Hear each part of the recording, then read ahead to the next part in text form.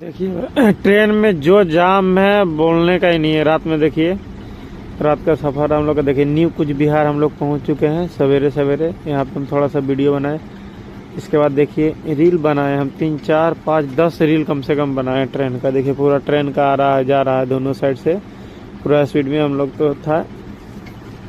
ये देखिए 3 4 रील बनाते हुए फिर यहाँ से निकले हम। यहाँ से फिर जाते जाते हम जस्ट पहुँच ही चुके हैं। देखिए असम आते ही पूरा खाली हो चुका है। फिर आराम से हम लोग चला गया खाना पड़ा, हम बेटी और भाभी।